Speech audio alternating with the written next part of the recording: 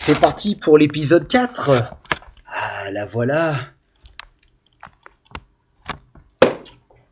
Je lis et vous pouvez lire avec moi. On y est. C'est bon, on est prêt? Allez. Oh, quel est ce monstre avec ses crocs impressionnants, ses griffes acérées, ses dents plus coupantes que celles d'un requin? Ses genoux ont des bosses, ses orteils sont tout crochus, son nez porte une affreuse verrue, ses yeux sont oranges et sa langue toute noire, son dos est couvert d'affreux piquants violets. « Au secours! À l'aide! C'est un Gruffalo !» Une petite souris, mon plat préféré, gronde le Gruffalo. Tu seras succulente sur un lit d'artichaut. Succulente, dit la souris, ne dites plus jamais ce mot. Je suis la terreur de ces bois. Suivez-moi et vous allez voir, tout le monde tremble devant moi.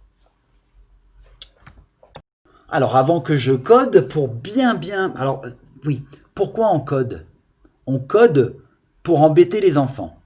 Mais non, bien sûr que non. On code un texte pour bien être sûr qu'on l'a compris et qu'on ait compris de quoi on parle dans le texte. Mais avant de coder, j'aime bien, j'ai vu un A orteil avec IL.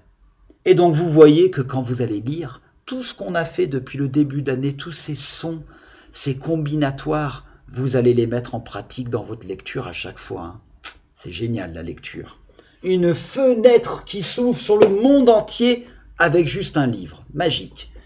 Alors maintenant, on peut coder, assez de blabla. Alors, si on veut répondre à qui, au début, quel est ce monstre? Donc, c'est pas la bonne couleur, pardon.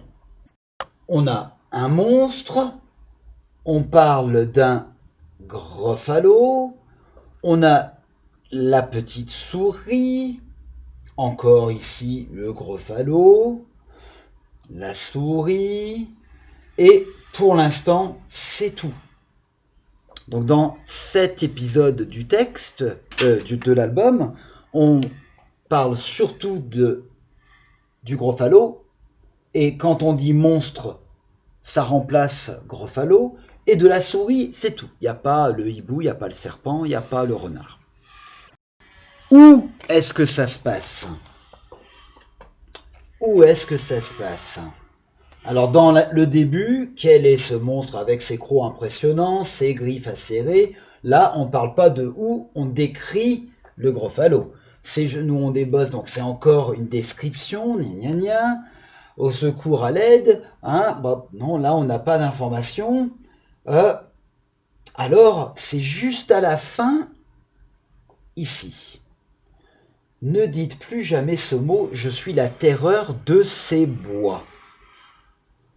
Donc, de ces bois, c'est la seule indication quand on parle du lieu, de l'endroit où ça pourrait se passer, où est-ce qu'elle est la terreur dans ces bois. Quand est-ce que vous pensez qu'ils nous disent dans cet épisode-là quand ça se passe? Non, pas du tout. Dans le texte, ça ne parle pas de quand. Alors oui, on sait que ça se suit, c'est après qu'elle ait rencontré le hibou. Mais dans le texte, il n'y a rien. Bien sûr, il y a toujours quoi? Que fait, que dit? Alors là, on pourrait presque tout souligner parce que c'est un dialogue. C'est la souris qui décrit le Gruffalo. Pardon, c'est le narrateur qui décrit le Gruffalo. Mais on va juste souligner, surtout cette partie-là, que dit la souris? Elle dit, j'ai pas changé la couleur. Elle dit, au secours, à l'aide. C'est la souris qui parle.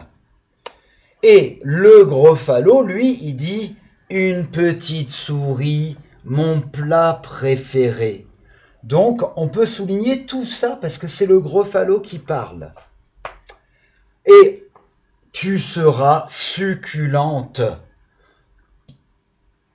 sur un lit d'artichaut. Alors, qu'est-ce que ça veut dire succulent? Ça, c'est un mot compliqué de gastronomie. Succulent, c'est très bon. Si vous avez mangé un plat que vous allez adorer, vous pouvez dire « Oh, ce plat a été succulent, n'est-ce pas? C'est cela même, oui. » Oui, c'est un peu un langage très proche. La souris, elle dit « Succulente !» Ne dites plus jamais ce mot. Donc, du moment que c'est un dialogue, les enfants, ça répond à que dit, que fait. Bah, la souris, elle dit ça, elle parle.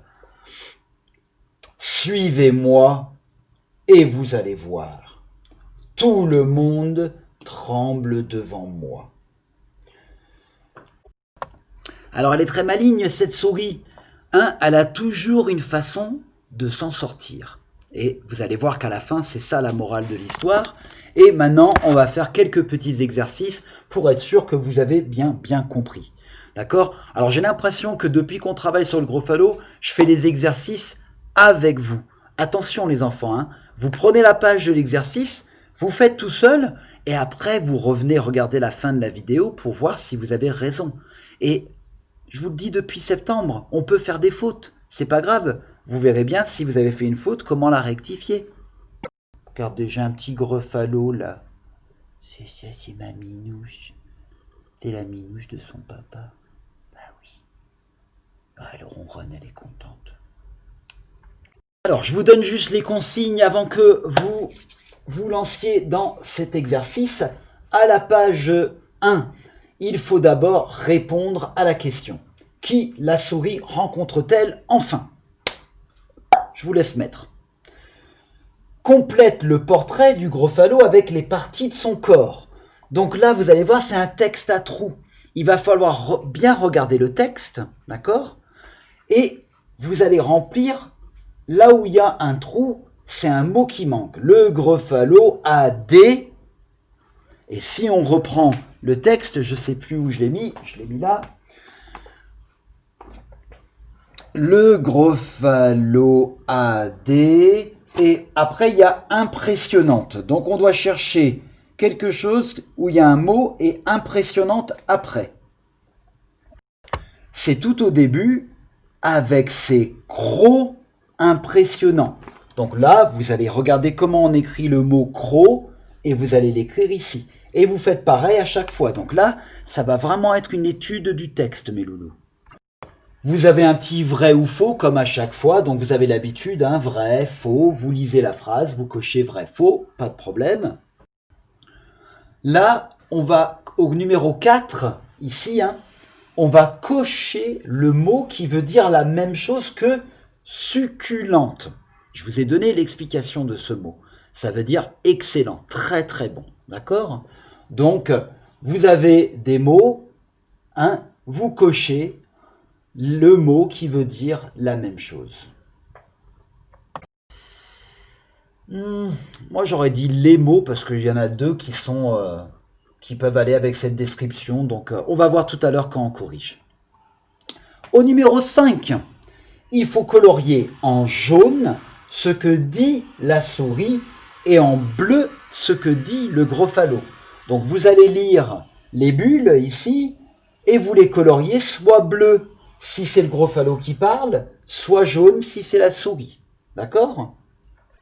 Alors, ensuite, ici, pour le numéro 6, c'est une autre fiche, c'est la fiche portrait du Gruffalo. Alors, c'est celle-ci. Il faut dessiner le Gruffalo, mais attention, il faut tout mettre dedans. Parce qu'après, vous avez ici, sur le côté gauche et le côté à droite, vous avez les parties de son corps. Un nez avec une affreuse verrue. Donc il faudra dessiner une verrue sur son nez. Des dents plus coupantes que celles d'un requin. Donc des dents bien pointues. Des genoux avec des bosses. Il faut tout avoir. Des griffes acérées. Des yeux orange. Des crocs impressionnants. Une langue noire. Un dos couvert d'affreux piquants violets. Et des orteils crochus. Alors, je ne vais pas vous faire un exemple parce que vous savez que je dessine très mal. Hein. Moi... rien que dessiner une fleur, une voiture, c'est difficile. Donc je vous laisserai faire. D'accord? Ensuite, vous allez revenir à la fiche initiale et juste pour terminer, ça dit « J'entends siffler dans l'herbe par ici Et on va répondre à la question, à ton avis, qui siffle dans l'herbe? Pensez à qui on a vu dans un épisode précédent, un épisode avant. Allez mes loulous, vous vous lancez là-dedans et vous revenez voir pour la petite correction.